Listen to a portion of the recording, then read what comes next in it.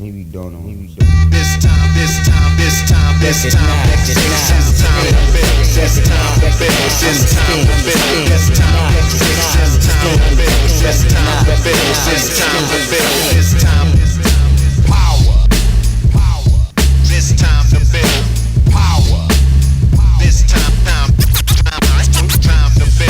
power. This time to build power. What's up, everybody? I'm your host, Chris Hampton. And this is Nate Drolet. And together we form G-Unit. You must know what G-Unit is. Yes. What? Gorilla Unit. Okay. Just making sure. Are we Gorilla Unit UERI or ORI? Ooh, because we're climbers? It'd be Yeah. I think. See what happened there? See what you did there? Yeah. I'm so smart. We are we're actually in Arlington right now, Virginia, but we've been in Alexandria, Virginia for the last 4 nights. Is that right? That sounds right. Last 4 nights, we've been doing some workshops out at Sport Rock, Alexandria, and it's been pretty fantastic. Mm-hmm. The community here is really great. The gym has been, really open to helping us with whatever we need. They've kind of rolled out the red carpet, which makes me feel like a superstar. Yes. You're already a superstar. Pretty much. With that new Marina Inouye tattoo you've got. Yeah, huge shout out to Marina Inouye. The cattle rabbit. Yes. Do you know what podcast episode she was? I don't know what episode she was, but it was somewhere around 65. Yeah. That was a good episode. Right around the new year. Yes, that sounds right. But yeah, no, she's an amazing tattoo artist. Super psyched. Yeah, she's a badass. She did a great job. So good job, Marina. And while I'm at it, huge thanks to all the people who've come out to the workshops. We've had a bunch of youth competitors, which has been really fun to get to work with that crew. We've had a bunch of really eager to learn adults. Sometimes they just want a magic pill, and we don't have that. But not yet. If we did, we'd be marketing it. Not yet. We will eventually. But the crew that's come out has been really great. We had a PhD physicist, Sean Oliver. Shout out to Sean. Shout out, Sean. I don't know what I have to teach to a PhD physicist, but I'm glad you came out and thought that maybe you could learn something from us. So yeah, it's been good, man. Yeah. I dig it. We'll be back for sure. So I feel like the title of this episode is completely misnamed. It shouldn't be "Do Gym Grades Matter?" because it's pretty much just nope, and we're moving on. Oh, we're not going to do the thing we normally do? What do we normally do? Normally we have like a general question and you introduce it and then you say, "So Nate, do gym grades matter?" And Is then that what we do? Then I, in a very abbreviated way, say, "No." We both laugh as if we're just going to end the episode there. And then we talk about why things don't matter. See, I didn't even read the template, dude. I blew it. It's this Sweet Baby Jesus beer. Yeah. That's what caused the problem. But yeah, so we want to dig into gym grades, their benefits. Do they have benefits? I don't know. And the evils of gym grades. If we need to keep this at gym grades, because if we go into grades in general, this could be a whole nother podcast. This could be 100 episodes of another podcast. I mean, but how, at the same time, how are we not going to, if we're saying why, Dude, don't do it. if we're going to say why gym grades don't matter, it's because they reflect upon something else, or they're supposed to. And those, Are they supposed to? My ego? No, I thought you were saying outdoor grades. Oh, no. They don't have anything to do with that. Okay, nothing. No. 0. Oh. All right. So let's talk about it. So I think people know where we stand on the subject. Should we have grades in the gyms? I think so, yes. Okay. Maybe like my preferred method is not specifically like numbered grades, but I like the circuit system. So having Like the spot uses? the spot's a great example. They have 1 spot, 2 spot, 3 spot, 4 spot, 5 spot. exactly. I thought you were going to go into a Dr. Seuss rhyme for a second. But yeah, or just like a color system. A lot of gyms nowadays are using like overlapping scales. So maybe the first, you have one color that represents V0 through V2, and then the next color is, it also includes V2, so it's a little bit of overlap up to V4 or 5 or, whatever. So it goes up in this spectrum. And that way, maybe there's like 6 different colors overall, and those are like each circuit. And they allow for a little wiggle room because there's no way you can nail down grades perfectly. Mm-hmm. Even if you're it doesn't matter if you climb outside all the time and you're the world's greatest setter, setting an exact grade that feels that way for everyone, it's just not possible. Do you think that spectrum style grading actually works? What do you mean by works? I mean, there's Well, they're I see regardless of what the grading system is, everyone is trying to correlate it to a specific V grade anyway. totally. So it doesn't really matter. Like if it says the orange circuit is V3 to V5, there's 4 dudes standing in the corner like, oh, that's totally V5 plus, bruh. And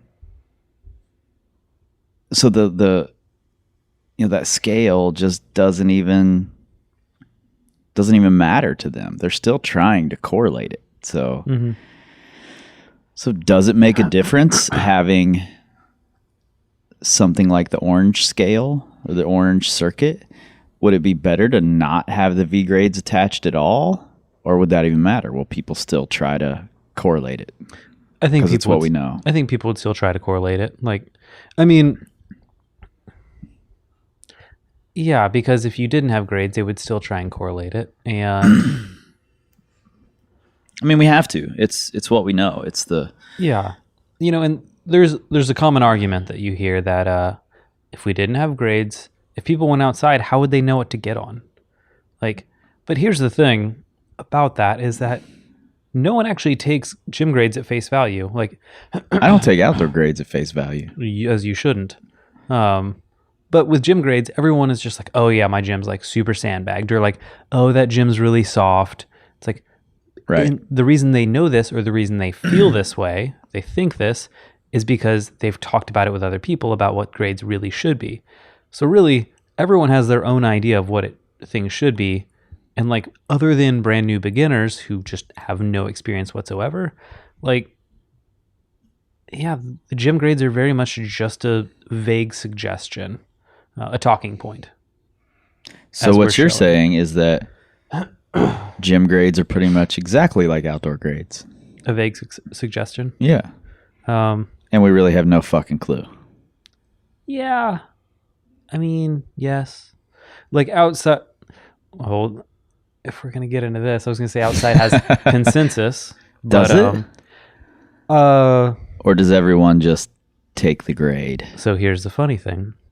I feel like there was a time back in like, maybe like Yesterday? late 2000s. So like, maybe like 7 through 10, where maybe 7 through 11, where it was downgrading was the cool thing to do. Right. Like that is what everyone did. Like, this would be like V8 in the South, that kind of stuff. Like that was super popular. Like downgrading made you look like a badass. You were a brave and humble, as some people might say.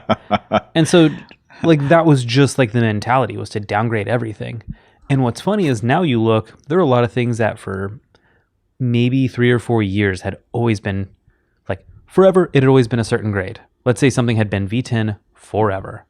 And then for like 4 years, suddenly everyone's like, oh no, it's definitely V9. And now it's crept right back up to V10. Like, so it was just this tiny little blip of everyone was just like, oh yeah, no, we're downgrading things because it's way cooler to like downgrade. Or maybe they didn't feel that way, but there's also this groupthink mentality of like, man, if one person suggested downgrade, like who am I to be like, no, you're wrong. Like, because there is so much. People get really caught up in grades. And it's the same thing with nowadays. Like, let's say, for instance, I've got a buddy who goes out and does like his first V7. And then I climb it and I'm just like, oh God, that's like V4. But I'm not going to like go shit on my buddy and be like, sorry, dude. Like, Right. Like at that point, like, because, he'll figure it out eventually. Like he's going to climb on other stuff and be like, oh man, that wasn't what I thought it was.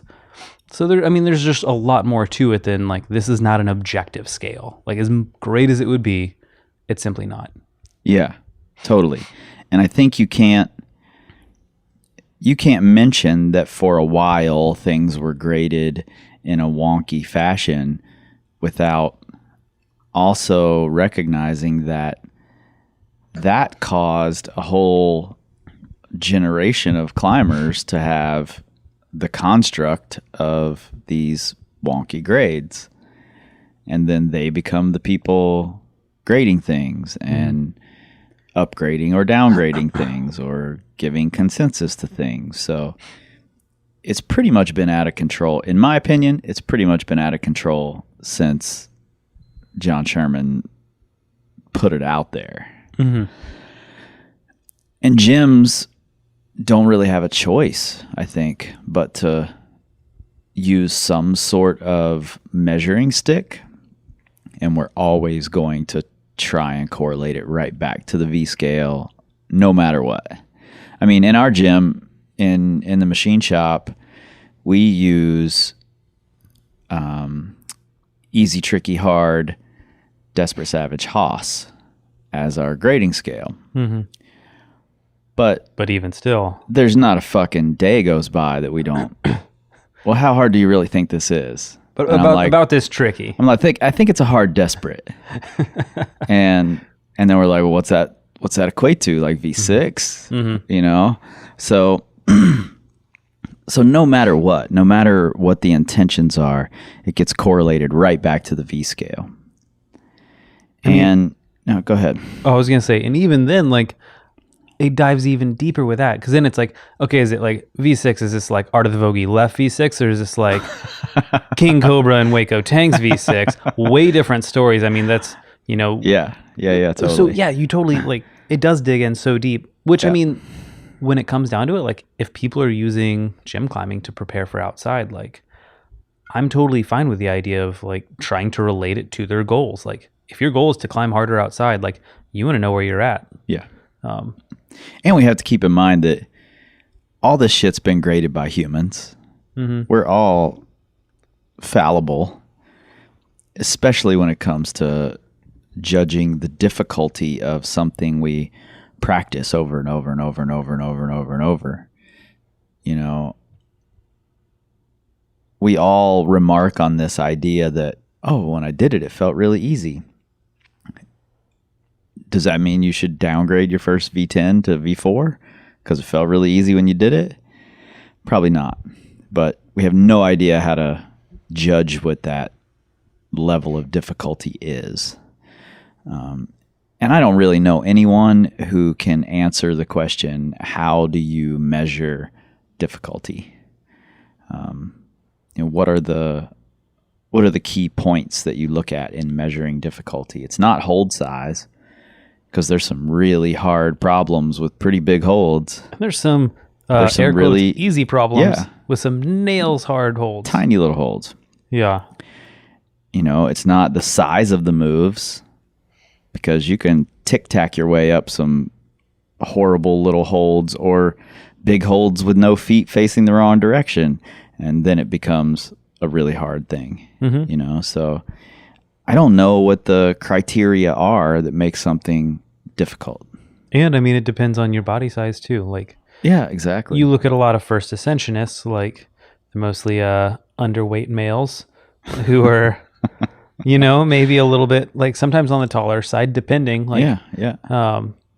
and this goes into like gym grades for sure too, because you look at like how many female setters are out there, Right. how many small female setters are out It there. is a growing field. Totally. Which is exciting. I No. see more and more and more. Yeah, and that's absolutely And that's rad. cool. Like, Yeah. and I think it should be like, because that's like a whole new like vision towards climbing, and like that needs to be seen. But yeah, I mean, if all the gym grades are from like 6'4", 130-pound dudes. yeah, which I Yeah. mean, like there are a lot of times, like if I go and I set with another crew, like I'll go into a gym and I look around, I'm like, oh wow, I'm the shortest person, and the next shortest is like 5'11".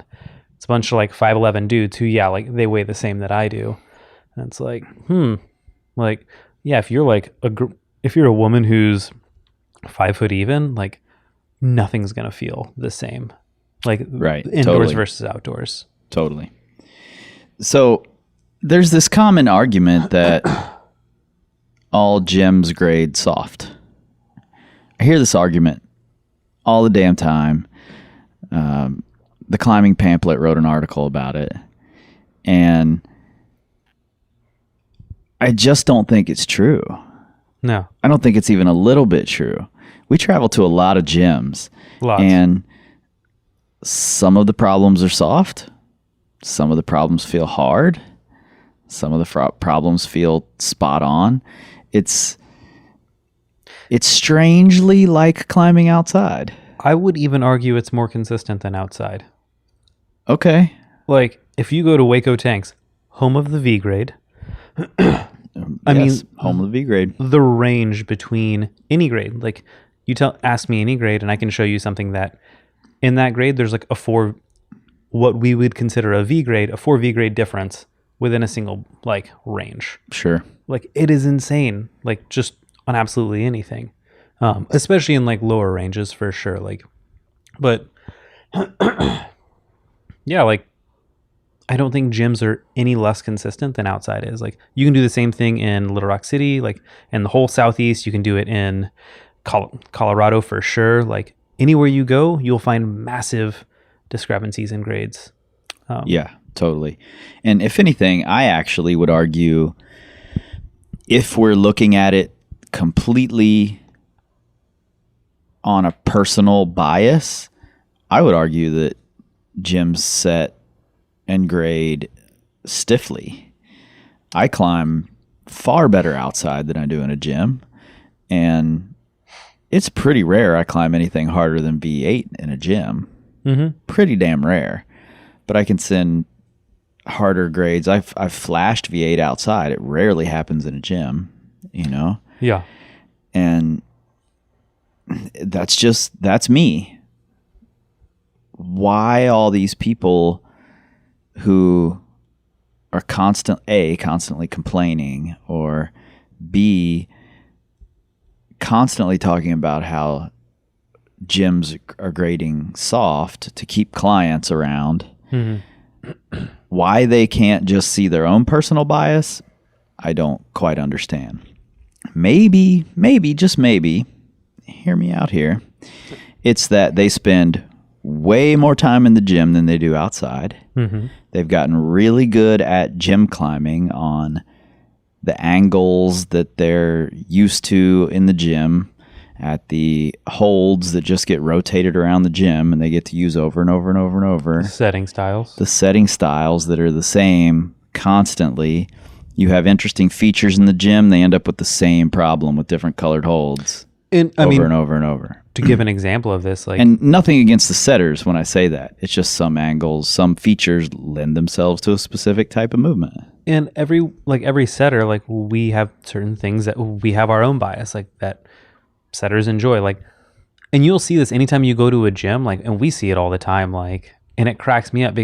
People can, they can just look at a boulder having not climbed on it, not looking at the route tag or whatever. They can be like, oh, I can tell Brandon set that. Yeah, like, look at that Gaston, look at how that set, look at where the foot is. That's a Brandon problem. Totally. No question. Or like, just there are certain things about it. Like people who climb in a gym, like consistently in the same gym, they can tell you which setter set almost any problem in there. Yeah.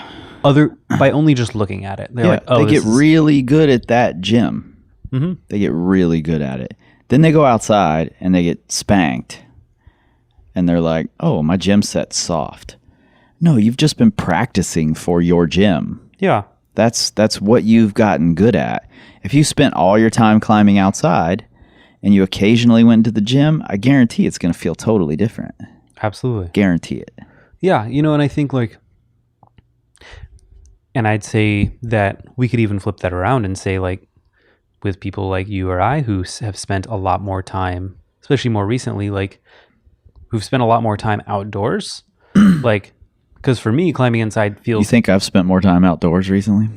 By outdoors, do you mean in front of my computer? By recently, I mean the last decade. Okay. But people with a lot of I outdoor concur. experience, they're just... It's different climbing. I don't think it's apples to apples. It's apples definitely not. apples to grapples. Grapple. Oh, that's a good one. Apples to grapples.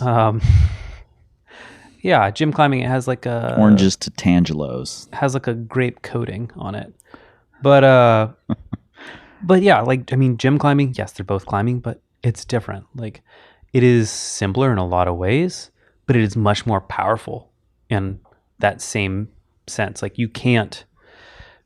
It's much harder to find subtleties with gym climbing because there just aren't the features. It's okay, you have these holds, you only have so many options, which I think is kind of cool about it. You don't futz around with beta so much. You're okay, I'm just going to grab and pull and try Right. real hard. It forces specific movement, which is how a training apparatus or a practice environment should be. Totally. I think for that aspect, and that's why I love systems boards, something like the tension board where it's okay, I have 4 hand holds, 2 foot holds. I'm not betaing this down. I just need to squeeze the shit out of these holds. And You don't have to be a PhD physicist like Sean Oliver. I don't have to be a PhD physicist like Sean Oliver. I just need to grab stuff really hard and try really hard and execute the moves well. Yeah. It's not, because climbing outside, there is just a lot more subtleties to it. And so I think boards like that or climbing indoors, it's an amazing tool for practicing a specific skill set, which is to me, executing and keeping things a little more simple. But when you go outside, it's a different thing. You just have, it's a whole different playbook. Yeah. Do you think those boards, like the tension board, the moon board, the upcoming kilter board, do you think those are in danger of being a whole different set of ratings? Describe in danger. I mean, the moon board's Well, already there. Yeah, you're right. Are they, maybe I should say, are they endangering the uniformity or the, that is definitely not the right word. Are they endangering the attempt Homogeneousness? at uniformity of the V grade system even further? I mean, yeah, I don't know. It's tough because at a certain point, I think you just need to take, and I feel like this is where all of this is really going, is, you just have to see things as a challenge. With a home board like that, people who are really strong at board climbing are just fucking strong at board climbing. Yeah. I mean, the moon board's an easy example. Even the benchmarks, they're just so wildly different than outdoor grades. Some, it's oh, cool, you're telling me this is a 7C. This feels like what 8A plus feels like to me. And Right. that's what it feels like to a lot of people. But there's some people who that's what they climb, and that's what they climb outside and on this. And they're no, that feels normal. I just jump and snatch up crimps, and this is how I climb on this. That's how I climb outside. So it all feels congruent. And yeah, so it's just, I don't know. It's different. I think you need to view these things as a tool to make yourself better. And I think grades are necessary because Totally. it gives you a rough range. And I mean, frankly, not everyone gets to climb outside frequently. So it's nice to have something to shoot for. Yeah, I totally agree. And on the same topic of the moon board, the tension board, I would even go as far as to say that because of all these discrepancies, because of this subjective nature that we should really only be using as a general guideline anyway, I would go as far as saying that the benchmarks don't even fucking matter. Because you can get on the moon board, and in 15 minutes of doing problems, you can do just as wide range of problems as you would find at any climbing area or in any gym. I've done V5s on the moon board that felt V3 and made me go, why do people say the moon board starts at V4? That's bullshit. Mm-hmm. And I've done V5s on the moon board that felt V7. Totally. And even though there are benchmarks on there, it certainly doesn't affect what everyone else thinks the grades are, because they're still putting in these grades, you know? So I just don't think there's a way to make it any more uniform than it is. I think it's only going to get more watered down and confusing if you're trying to make sense of it. Mm-hmm. Other than, like you just said, it's a general guideline to a challenge. Yeah, you know, there's a couple things I think that make it really tough. One thing to me that really jumps out is people are fucking strong, man. Like, we travel, and like anytime I go to other gyms, I'm just like, how is everyone so strong? Like, Yeah. it's unbelievable. And but that's just like, that is today's standard. Like today's like, I feel like, And there's a certain literacy to climbing outdoors that a lot of these really strong people in the gym just don't have. yeah, they haven't had So their correlation is all screwy. they haven't given themselves the opportunity to develop it. Right. But yes, like, man, when we travel, it's just, I don't know, I'm blown away by how strong people are like these days. And it's just, it's consistent all around. And like, I think that's the thing when you have like people who are just unbelievably strong, and a lot of people just don't believe. Like, when I started climbing, everyone at my gym, like the top guys, like the strongest dudes in the gym, they were climbing like V6. Right. Yep. Now it's like I go in, and this is like this gym in Houston, it's like everyone's a V10 climber basically. Yeah. I mean, you go to Kansas City, Missouri, and there's a William Shao who's crushing everything, and the most efficient gym climber I've ever seen in my life all the way around. That's a whole different paradigm than it used to be, you know, and that's kind of the norm. Every gym has something similar. Yeah. Like, they're like, the entire climbing community as a whole has gotten really, really strong. Yeah. And I think a lot of people just haven't quite recognized that yet. I mean, yeah, like, it is unbelievable to me just how strong people have gotten. Yeah. And they've gotten strong, and a lot of them have really poor tactics. They don't have the time or desire to go outside, and they don't have the patience necessary to, I shouldn't say and, they don't have Let me tell you another thing that's wrong with you. or they don't have the patience to project something outside for, 150 attempts like they do in the gym, because they're there 3 days a week, 4 days a week. Mm-hmm. So it's very easy to equate, I did this project in the gym in a week, and then I went outside for a week-long bouldering trip, and I didn't send anything even close Totally. to that level. They'll spend 6 hours a week for 2 weeks projecting something. Right. And they go out and they'll only project a boulder for 45 minutes because Right. maybe all their friends, Totally. can't climb on it. And so Exactly. they're like, I didn't want to like drag everyone here and, have them sit under my project. So I'll give it a few tries and then we'll leave. And then, yeah, they're just like, I don't get it. Like, I can climb, you Yeah. know? Therefore, the gym must be soft. Yeah.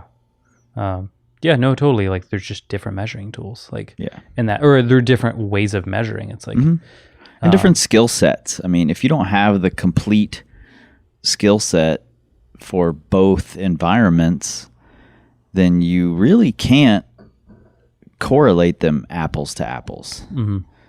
But we all try. Everybody wants to. well, I mean, yeah, like, and it's personal too. Like, there are things that in my mind, like, I won't often say it, but like, especially when I'm training on something like the moon board, where I'll like go through the benchmarks and I'm like, dear God, like this 7B, like this is what 8A feels like to me. But that's the thing. It's like, if I climb it, like, I'm like, oh, like this is how hard I have to try on 8A, and I can go out and I can do 8A because I can try this hard and like I can execute like this. Right. So for me, that's a personal thing. Like, I'm not going to go around and like say that that's how hard that thing actually should be. It's very personal and it's very different. But yeah, I think that's really important to recognize. And you know, something I was kind of thinking about on the lines of grades in the gym is anytime there's a World Cup, classic question that always comes up is people are like, hey, you know, if there's a live feed, they're like, hey, can y'all ask the setters, how hard are these boulders? Right. And the setters just like fucking groan. They're like, oh God, this question again? Like, we answer it every time. And the answer is always the same. They're like, hey, we don't think about this as grades. Like, we think about these as challenges.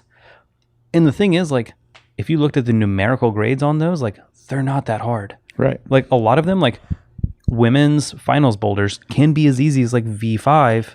Yeah. But if you only have 4 minutes, not a 4 minute plus, and it's something you have to move slowly and technically through, you may only get 2 to 3 goes. And like a super low percentage, like risky V5 might stump half the field of high level women. Like, and a lot of people just don't want, like, they don't want to believe that. They're like, oh, you know, Alex Puccio boulders V14. She should be able to flash every V9 that someone can put in front of her. Right. It's like, but that's just not the case. Yeah. It's just not the case. It's not the case with women. It's not the case with men.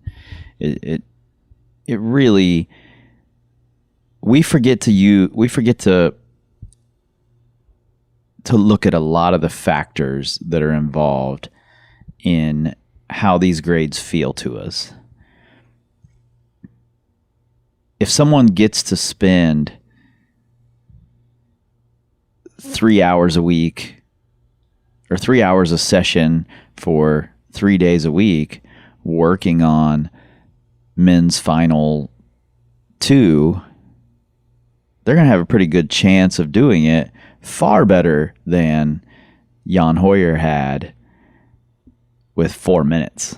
And having already climbed like qualifiers Right. and semis, having terrible Totally. skin from jumping between volumes. Totally. And we tend to block out all those factors for some ridiculous ass reason. It's what we do. And we do the same thing with outdoor versus gym grades, and this side of the gym grade versus that side of the gym grade, and the slopers versus the crimps. You know, if I'm a fucking compression master and I go get on a little steep, you know, Angie Payne style overhanging crimp line, I'm going to get wrecked.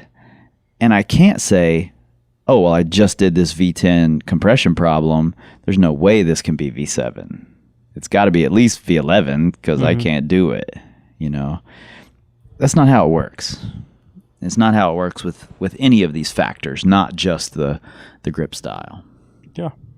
No, absolutely. Like, yeah, and that is why I appreciate this stance of like, kind of like the World Cup setters and just comp setters in general being like, hey, like this should be viewed as a challenge. Like, Yeah. it's not even fair for us to put a numerical grade to this because it's like we're just trying to challenge the competitors like that we have in front of us at this moment in time. Like, that's all that matters is the challenge. Yep. And I mean, I get it. Like, numerical grades are awesome. Like, it's nice to be able to say, oh, I went into, like, if I could write down in my journal, oh, you know, I like repeated 6 V8s today and did 2 new V9s. It's like, that's a great day versus being like, oh, it was great. I got some practice in and I was challenged by personal challenging boulders. Like, you know, one of those feels way more awesome when I write in a journal Right. than the other one. Right. So let's talk about that a little bit. How can we shift the way that we view these grades, these boulders in the gyms, or outside for that matter? I really don't think there's that much difference. How can we shift the way that we look at them, use them, and what we take away from them? And I know I'm just hitting you with this out of the blue, so let's take a quick break, and then we'll come right back to this. Word. What's up, everybody? Chris here. Pardon the interruption. I'll keep this short and sweet. Since this podcast started taking off and we've been growing it, you guys have been asking how you can help out. I've got 3 ways for you. Number 1, you can become a patron. That just means you give a monthly donation to the podcast, $1 and up, and you get something in return.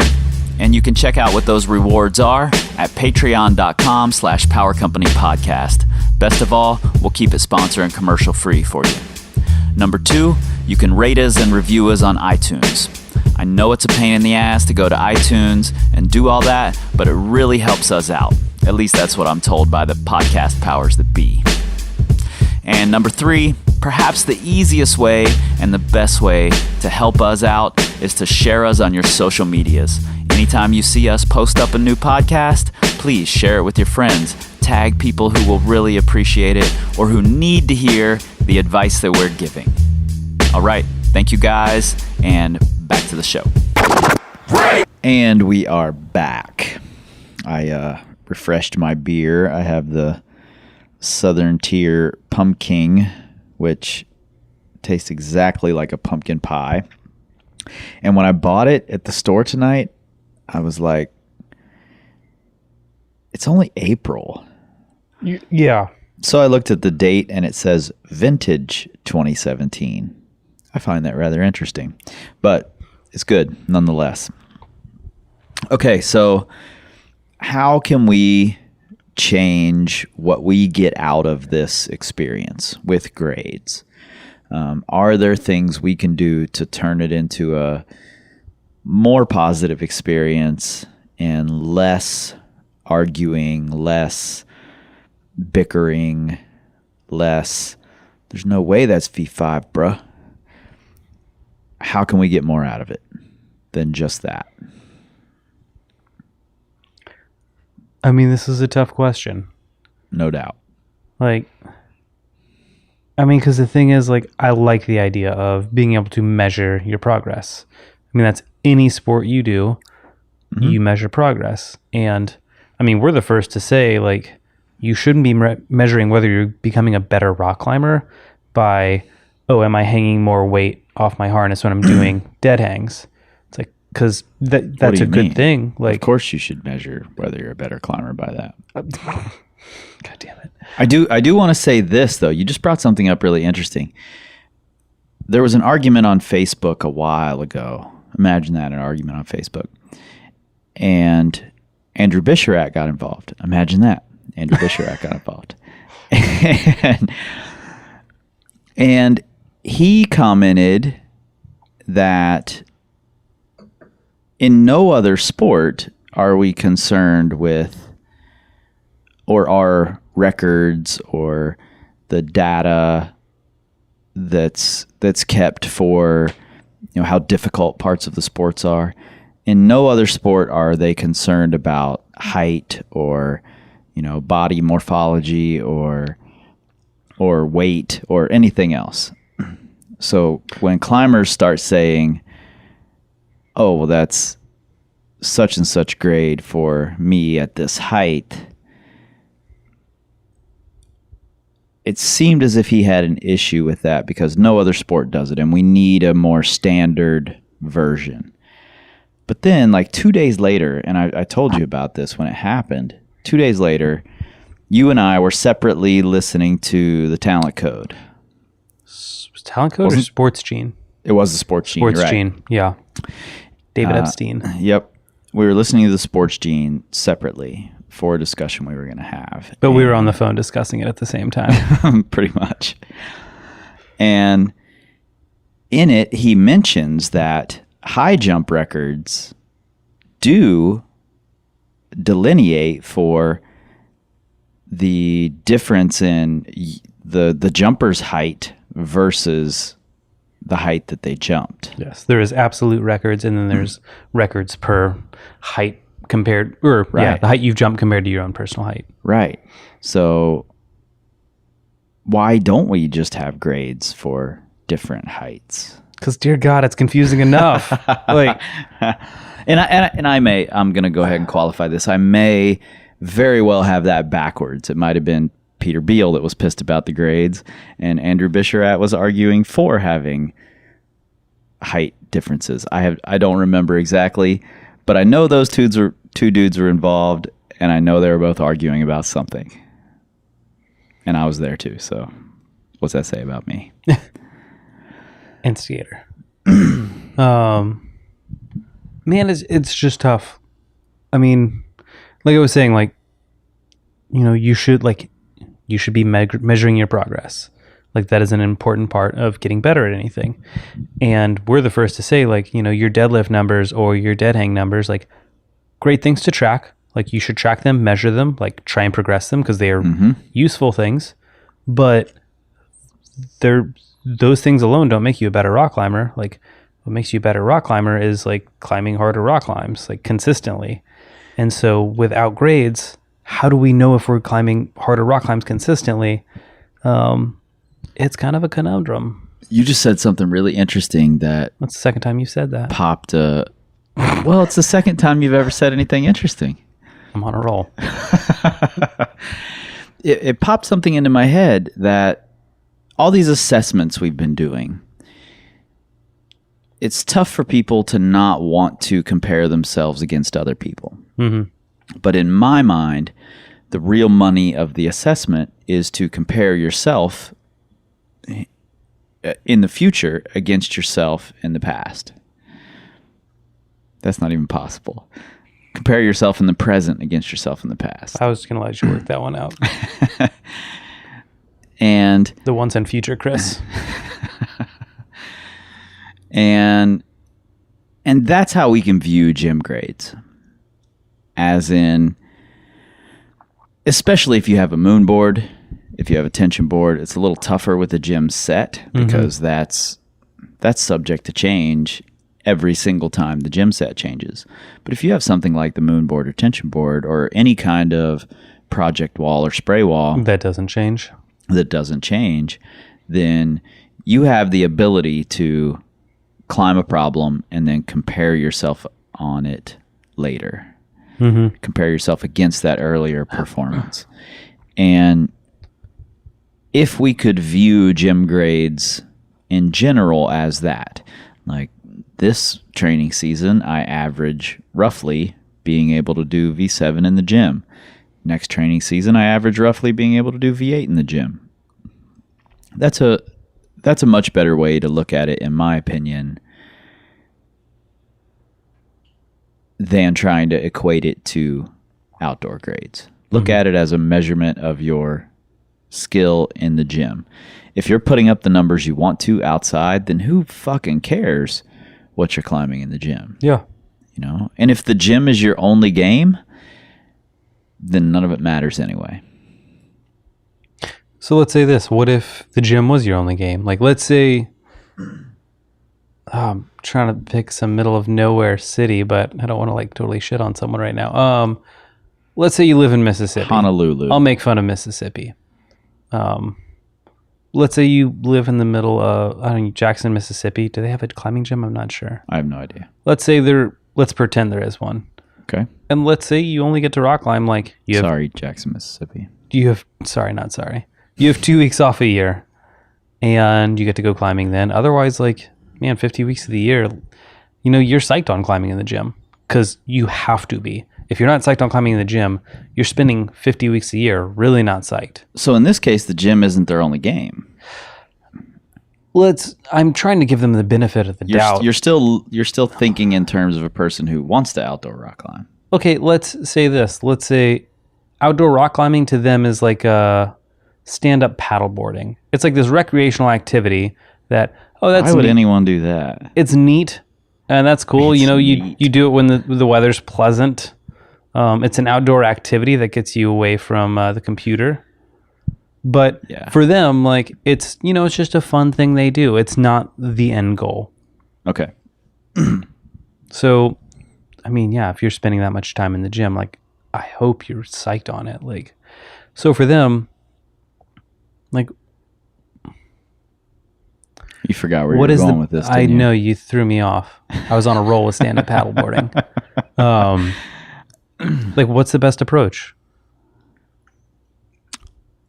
Again, I think you have to sort of aggregate all the grades. If you don't have a moonboard, tension board, project wall, then I think the best approach might be just a general aggregate. And you have to allow for changes in your approach. If you're aggregating, is that a word? Aggregating grades when you were just trying to flash everything or giving things no more than 5 tries, you can't compare that directly to aggregating the grades or averaging the grades when you're in project mode. So you still have to compare all of the factors. I think what has to happen is that you have to ask yourself what's important to you. Is it climbing harder numbers in the gym? If so, by all means, do what we all do outside and find the easiest fucking one for you that's at that number. I mean, so many people do that outside. So why not do it in the gym? If your goal is to get better at outdoor rock climbing, then use the grades as a really general guideline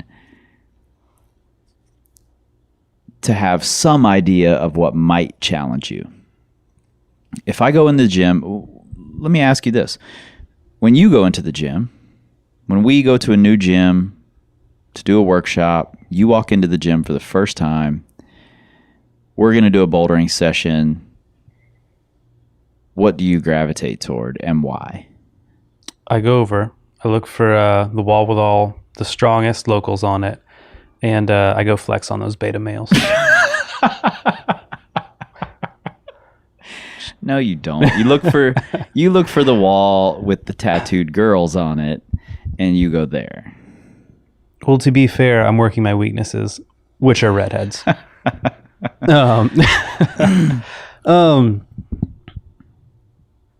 Yeah, I mean, lately I've actually been really psyched on like volume problems because I find them very difficult, like these World Cup style things. And also because there's just to me, they're so goofy and I have such little experience with them that there's I have no preconceived notions of what I should be doing. Like, it's not like, oh, this is a V6 overhanging crimp problem, I should be flashing this. It's like I'm running and jumping and like doing some shenanigans on a slab wall. Like, it's just fun playing around, and I'll do that for a little bit, and it loosens me up. And then from there, I've been trying to do better and better about. I'll go to a wall that's a fun angle where I'm like, oh, this is something I want to climb on, and I look for what looks the absolute worst to me. Like, the worst in what way? Like, you can walk up to things and you're like, oh, I'm just gonna flash that. Like, was it like the Yaniro or not Yaniro? Who was it that the Hong Point? People used to jokingly say that Steve Hong would like just look at cracks, and if he knew he would on-site them, he would just be like, next, I'm just gonna walk to the next one. I don't know. I forget who it was. It was some old like crack master, but basically if he just like walked over, because you only have so much time, he was like, perfect hands, next. Right.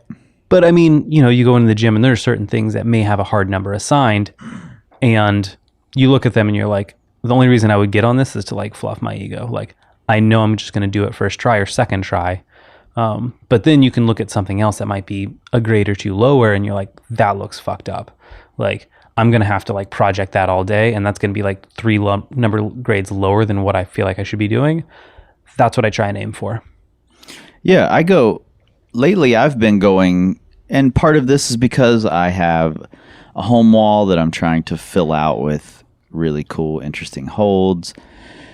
But lately in the gyms, I've been gravitating toward things that have really cool looking holds. Like I just don't. So many times recently, I've climbed something and gone, what are they calling that? Because I have no idea. And I get to the top and I have no idea. I can't tell if it's might be V3 or it might be V6. I don't fucking know. I've climbed a lot of V3s and a lot of V6s. But I still don't know what that means exactly. Because a lot of those V6s I've done felt like V4. And a lot of those V4s I've done felt like V6. Mm-hmm. So I don't know what that grade means. So whatever that problem that has the cool holds is rated, that's fine. Like, I don't know what that means, you know? Most of us don't know what that means. So I just gravitate toward what looks like cool holds, or it's a cool pattern, or looks like it creates a cool move, or It's pretty colors and shapes. it's pretty colors and shapes. That's basically what you're exactly saying. why I go to it. God damn it, and you're a coach.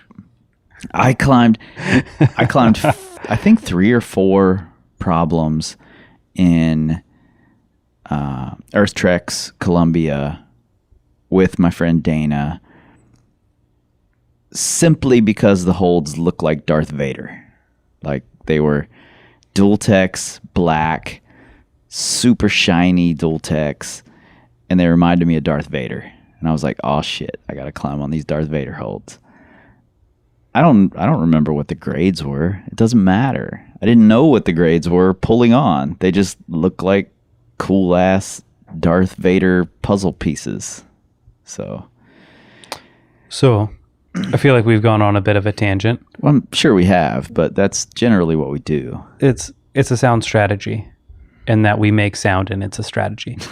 So let's. Did you think about that beforehand, or did that just pop that out? just popped out right there? Okay, because it wasn't that good. Oh man, I was really hoping you were going to tell me I said something great again for the third time. So let's bring this around to, what most of our listeners are caring about. Like most people who are listening are people who they're trying to get better at rock climbing. Like, they go to the gym to get better, to be able to climb harder outside. Most of our listeners just want to move up the 8A rankings. Moonboard rankings. Oh, yeah, you're right. It is a new thing. Yeah.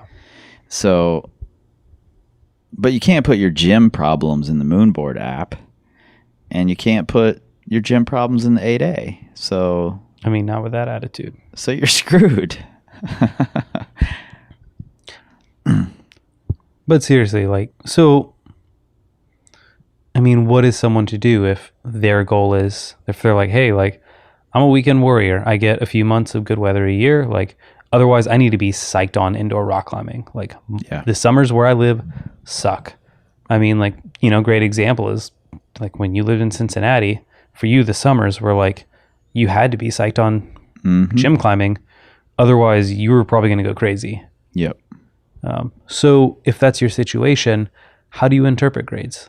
Is that something, I think best case scenario is we just say, hey, it's a personal challenge, do things that are hard for you.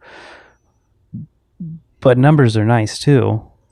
Numbers are nice. You're totally right. And I'll tell you exactly the way I treated those numbers. We used a color system. So blue was V6 or V5 to V7 or something like that. And then red was V8 and harder. Mm-hmm. And I definitely really liked to challenge myself to try to climb. Once every few months, I would challenge myself to climb as many red problems in one session as I could.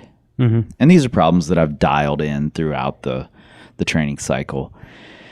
And I sure as hell went to the easy reds over and over. you know, and I was able to send them over and over. But there was never a time where I put my value as a climber or as a person on how many reds I sent. So I'm totally okay with, and I feel like it's something you have to do, is average it all together. Because that's really what happens outside if you climb enough. It's what happens in the gym if you climb enough. We're looking for mastery instead of looking for success. That's how I want to become a better climber, is through mastery. I want to be able to climb every red, not just the easy ones. I want to be able to climb all the V9s, not just the easy ones. So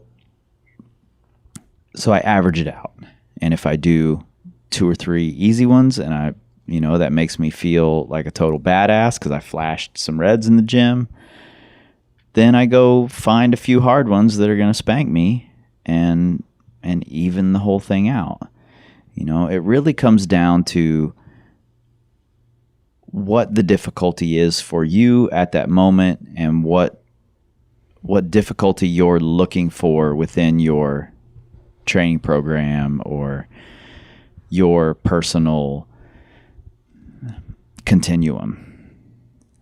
If I'm looking for a limit boulder, that doesn't have a fucking thing to do with the grade. It has to do with how difficult it is for me, how long it's going to take me, how many attempts, how deep I have to get into the subtleties. It might be a red, it might be a white that was V11 and up or V10 and up in our gym, something like that. It might be a white, but if I do it in 3 tries, it's not a limit boulder. Doesn't matter what the grade says. And if I'm adding it to my 4x4, it doesn't matter if it's a red and that's too hard for my 4x4. If I flashed it, then it's probably the right difficulty. So I look for how it feels in reference to exactly what I need at that moment. Yeah, and I think that's what's important, is being honest with yourself and saying, like, is this a challenge? Like, because that's what matters. Like, is this hard and will it make you better? I had kind of a neat experience the other day. I was climbing down around Richmond in the gym, and I'd gone in and I was climbing and I was looking at this boulder. I was like, oh, that's a cool looking V7. And I went to try it, and there was this move that just felt impossible. And I looked up, and you could tell the hold had spun because of the chalk print on the wall versus where the hold now was. Right. And I was like, oh, cool, I'll go grab a wrench, and I'll just go fix this. And then I looked up, and what had happened was it had spun, and I guess someone probably told a setter and was like, hey, that spun. Right. And there was now a set screw in it. So it had shifted like 15 degrees. Like, problem's broken. Yeah, exactly. I was like, well, this isn't V7 anymore, and like that's not how it was set. And the hold spun, so this isn't even a thing anymore. And so I'd like kind of walked away from it for a while. And then I'd like come back, and I kind of had this like realization of like all the holds are spun. Like, that is the whole point. Like, all the holds have just been spun at some point to make a challenge. Like, the grade doesn't matter. Like, I'm just going to try this anyways because it looked fun to me before I like realized the hold had spun. Right. So what's the difference? Like, even if this is, V9 or V6 or whatever. And then I kept trying it and I actually ended up finding a really cool method. It ended up not even being nearly as hard as I thought it was going to be. But it's funny because I was so quick to walk away because I was like, oh, this V7 is spun and messed up and whatever. And like, it's stupid and probably doesn't even go or whatever. But really it's like, all that mattered was that it was a challenge. Like, and then I like got to do a move in a completely different way than a way I've ever done a move before. And I was like, I learned something from it. Right. Totally.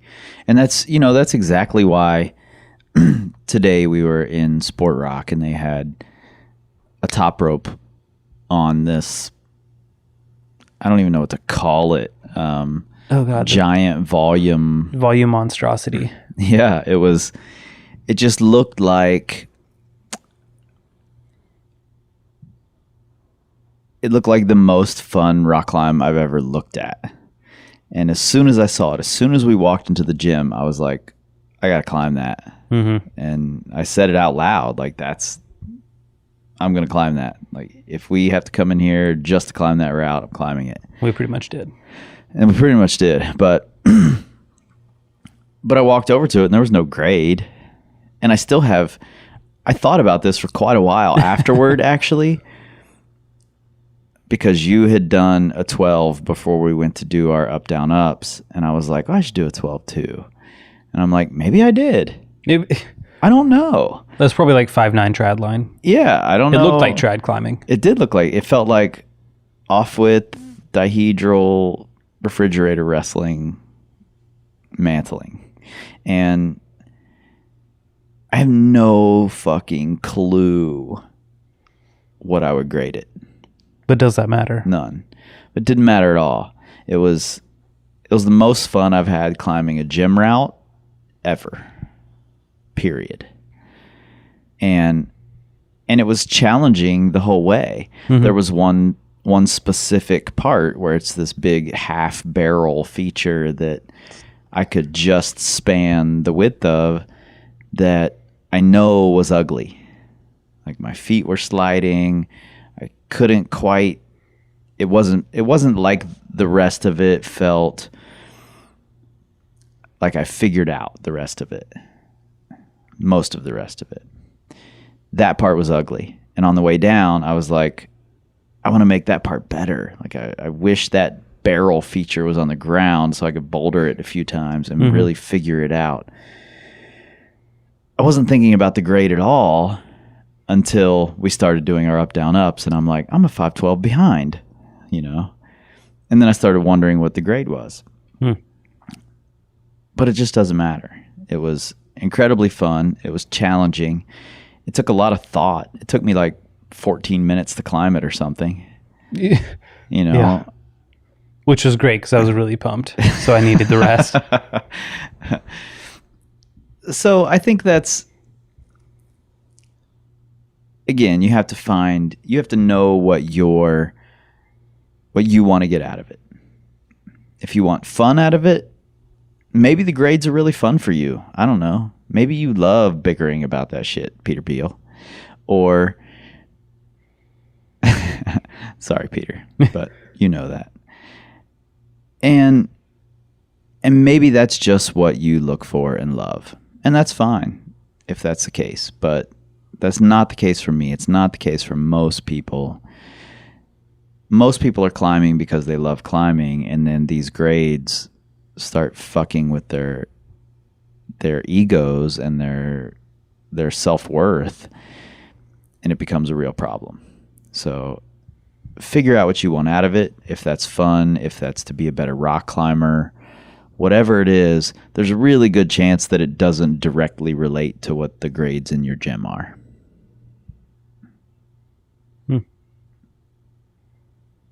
Anything else you want to say, or did I just say it all? No, it was good. I mean, like, yeah.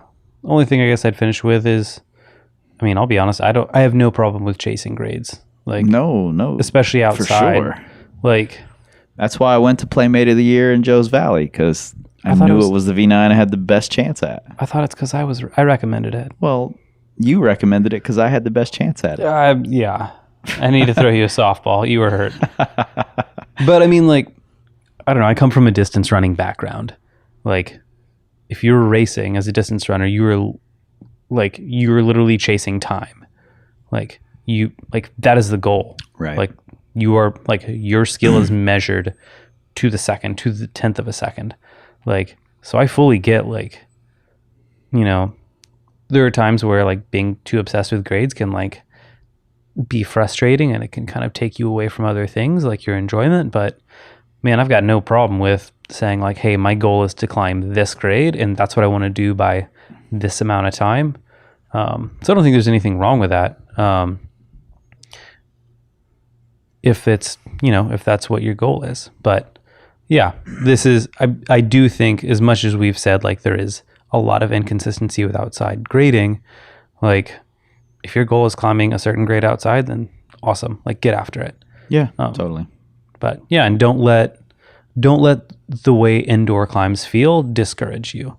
I think that's like a huge thing is, there's so much discrepancy on what indoor should or does feel like. I mean, there is the Climbing Magazine article where it was saying that V0 outsides can be equivalent to V5 indoors. V5 indoors, yeah. Which is, it's silly. That's absurd. Yeah, and it's like, I mean, at a certain point, like, I don't know. It's just silly. That's a person who's gotten really good at indoor climbing and climbed outside once.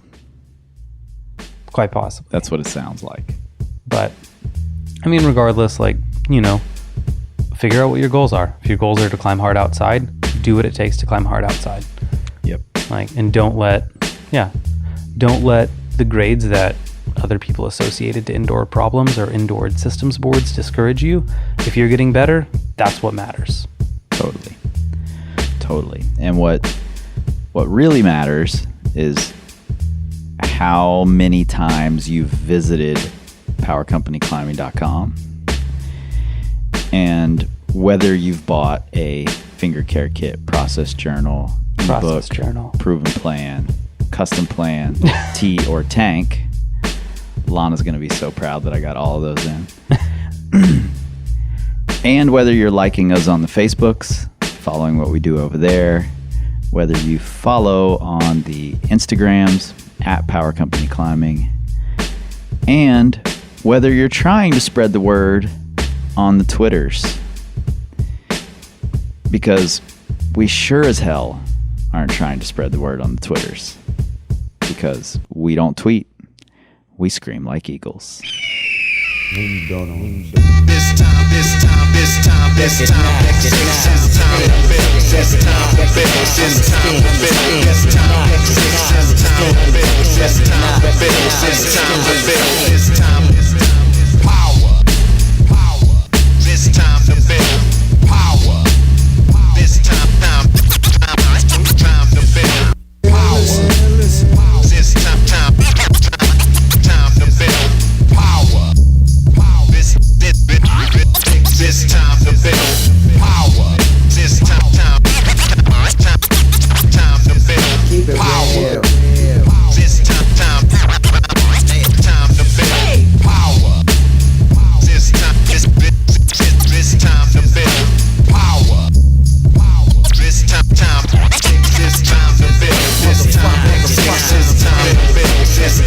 fix this time.